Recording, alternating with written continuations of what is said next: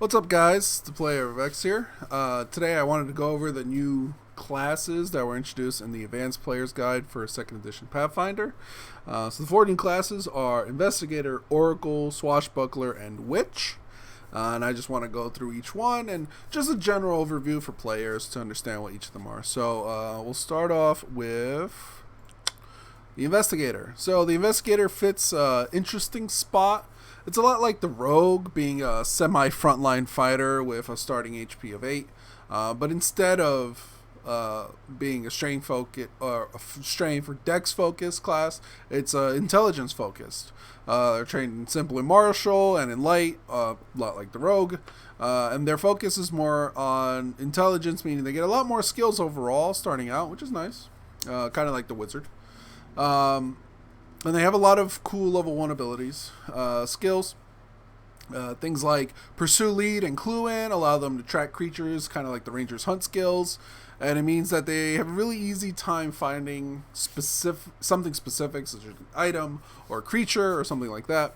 But their most powerful move is called Divisive Stratagem. So you pick a creature, that if you're in combat, you pick a creature, and you roll a d20.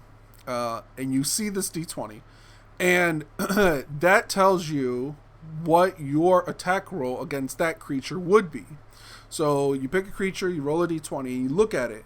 If the roll is high, then you should go ahead and attack it. And if it's low, then don't attack that creature. Because when you do use a strike action against that creature, it uses the d20 roll that you rolled. So it allows you to pretty much see into the future to see what you would have rolled. Now, if you do that, if you do this move, you can use your intelligence modifier for the attack roll instead of strength for dex. So you add your intelligence to the attack. As long as it's a melee weapon and has agile and finesse. So much like the Rogue's sneak attack, it needs to be a certain weapon. And talking about their sneak attack, on top of that, all that stuff, they get a strategic strike. So when you do use your intelligence modifier for the attack roll and you hit, you get an additional 1d6 on top of this. This gets stronger as you level, all the way up to 5d6 at 17th level.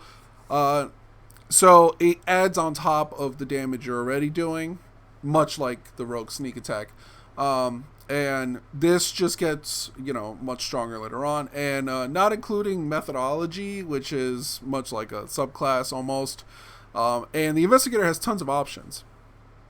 It's a cool pick for anyone that likes to be up in melee, but wants to use intelligence instead of one of the other classes, like Rogue and stuff like that. So it's an interesting class.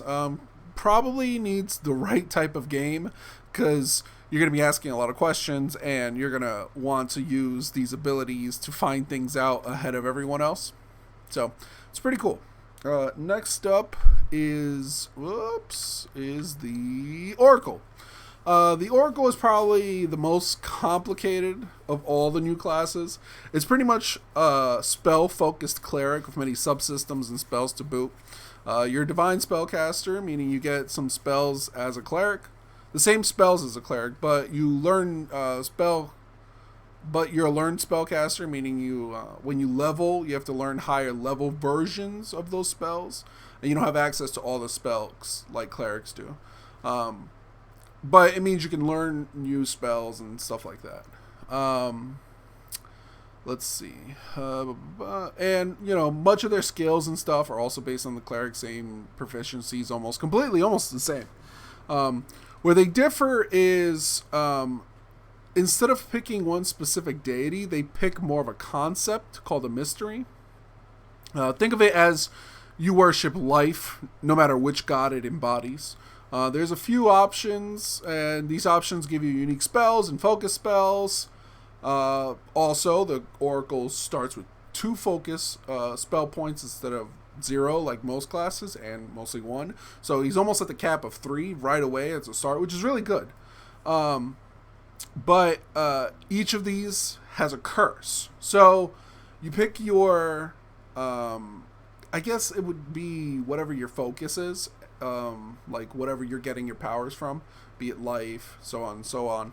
but whenever you cast one of these focus spells that you get from that deity, you get a leveling curse. It goes up to 3, and each time you cast a focus spell, it increases. If the focus spell is from the deity, then it increases your curse by 1. The curses go away after an 8-hour long rest, so this could affect you all day. And some of these curses are pretty bad, such as healing magic only heals you for half. 2, sometimes 1 or 2 of them will give you a bonus to things. Like, I believe there's one that gives you a bonus to attack rolls and damage. And on top of this, you're still a spellcaster and stuff.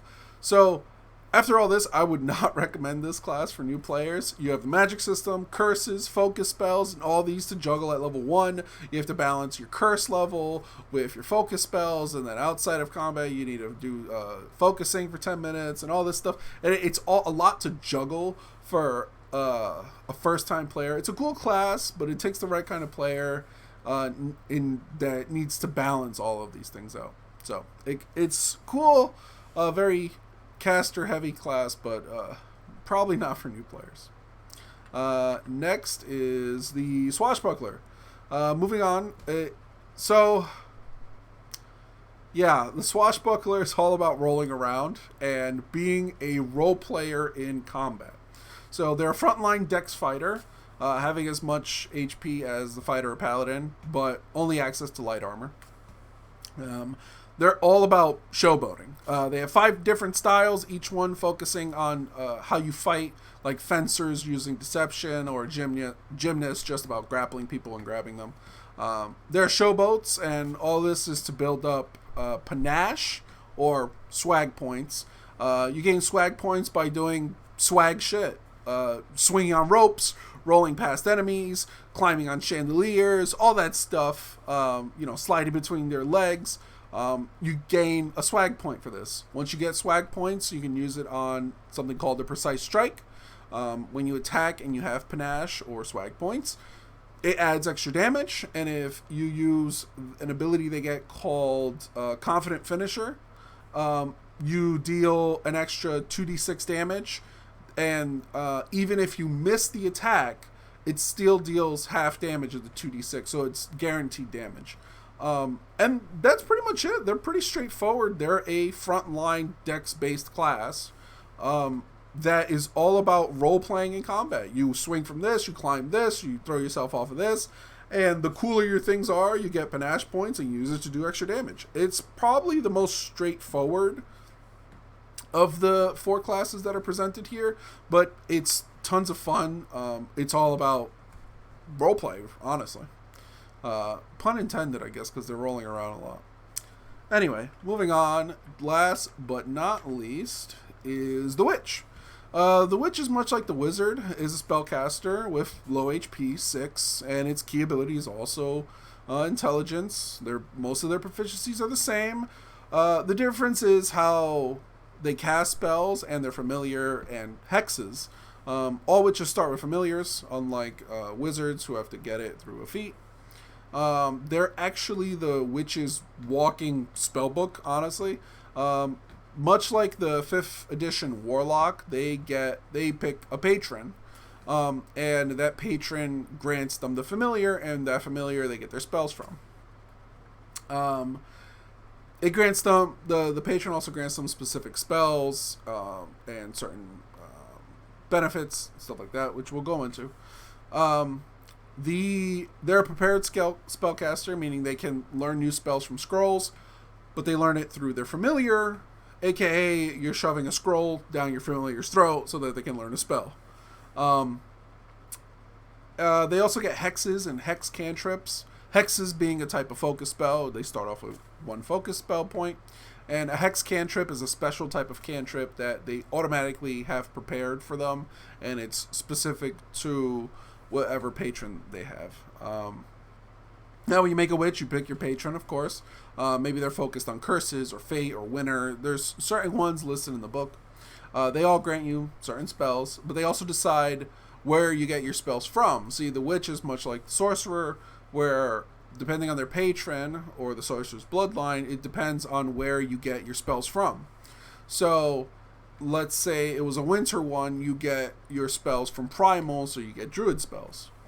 So, you could cast druid spells, or the witch could get occultism, so bard spells, and they go off of your intelligence too. So if you wanted to use druid spells, but you didn't want to be a druid, you could pick a witch and have access to those spells.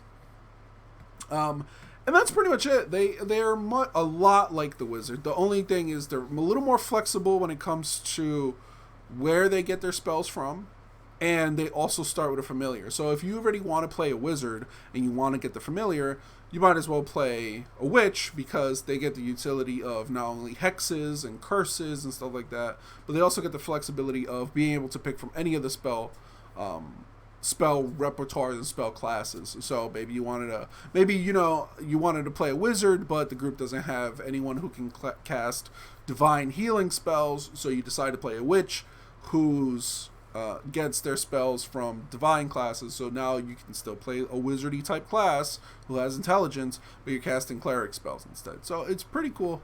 And that's about it, guys. Each of the classes has a lot more to them, feats and archetype options to go down. But this is just a brief summary for new players. So, I would say for new players, Swashbuckler if you want to be frontline, Investigator if you want to do frontline with intelligence, Witch if you want an alternative to Wizard, and the Oracle I would be careful of. It's very, very complicated. So let me know in the comments below which is your favorite, and I'll catch you guys later. Peace.